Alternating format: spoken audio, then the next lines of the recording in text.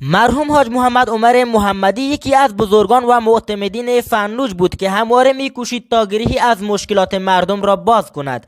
این مرحوم شخصیتی ملی و بلکه فراملی داشت و ارتباط او با طایفه‌های مختلف جامعه سبب شده بود تا از محبوبیت خاصی در جامعه بلوچستان برخوردار شود. جمعیتی که نه تنها متعلق به شهرستان فنلوجه، من دیوانه چهارم واجهام، اکثر واجهام اگه که از جاهای مختلف بلوچستان و مکران زمینی هستند که مراسم این معایده نکته ای که یه شخص که مروشی ماهی نماز جنازه تشریف یارده یه واجه هنچی انسانی که اکثر و عمده شاخص ها و محلفه های بزرگ انسانی بودگی. یک نکته ایش این که یه مرحوم یک بلوچ واقعی بوده.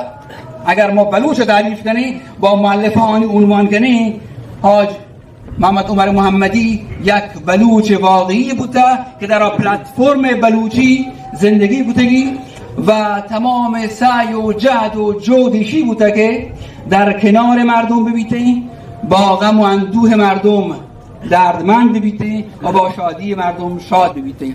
حقیقتا پدر ما شخصی مردم دار بود.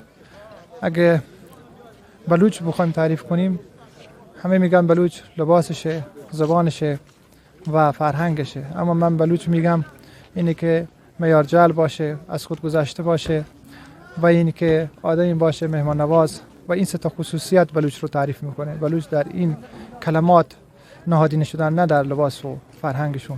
پدر من جز همون دست بلوچ هایی بود که خیلی مواقع این از خود گذشتگی و مهمان نوازیش باعث میشد که ما خیلی چیزا رو یاد بگیریم. از خانواده، از زندگی خودش میگذشت برای اینکه مردم صلح و سازش داشته باشند، آرامش داشته باشند و مردم در کنار هم بتوانند زندگی کنند. ما به عنوان فرزندان اون انشالله سعی خواهیم کرد همین منش و همین راه رو در پیش بگیریم، بتوانیم مثل پدر بزرگوارمون خدمتگزاری برای مردم شهر و شهرستانمون باشیم. تلاش و زحمات حاج محمد عمر محمدی برای قوم بلوچ فراموش شدنی نیست. ایشان در صلح و سازش در بلوچستان زبانزد خاص و عام بود. حاج محمد عمر محمدی انسانی شایسته و وارسته و متعلق به تمام بلوچستان بودند. از مردان نیک و از مردان بزرگ در شهرستان فنلوج و لاغشار زمین بود که برای وحدت جامعه اسلامی بسیار تلاش کردند.